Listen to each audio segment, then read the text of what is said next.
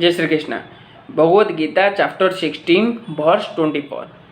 तस्मात् शस्त्र प्रमाण्यन्ते कार्य व्यवस्थितो ज्ञात्वा शस्त्रविधोन्नक्तो कर्म कर्तुमर्हसि। Here Sri Krishna explaining to Arjuna that one should understand what is the duty or what is to be done and what is not to be done by following the Vedic scriptures. Knowing such rule and regulation, one should act to that he may gradually be elevated from this material world. Here Sri Krishna now gives the final conclusion of the teaching in this chapter by comprehending and differentiating between the divine and demoniac nature. He highlighted how the demoniac nature leads to hellish existence. Thus, he established that nothing is to be gained by discarding the instruction of the scriptures.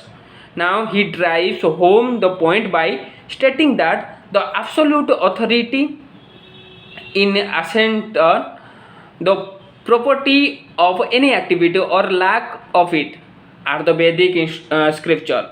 Sometimes even well-intentioned people said, I don't care for rule, I follow my heart and do my own thing. It is very well to follow your heart, but how they can be sure their heart is not misleading them? As the saying goes, the road to hell is paved with good intention. Thus, it is always wise to check with the scriptural whether your heart is truly guiding in the proper direction or not. In the Manu Samhita stated that Bhutam Bhuvayam Bhavishyaswam Cha Sarvam Bhavata Prasyayati. It means the authority of any scriptural principle of the past, present or future must be established on the basis of the Vedas. Hence, Sri Krishna concludes by instructing Arjuna to comprehend the teaching of the scripture and act according to them. So, what do we learn from this verse? We will do our work. We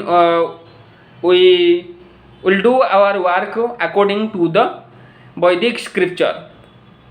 Jai Jagannath.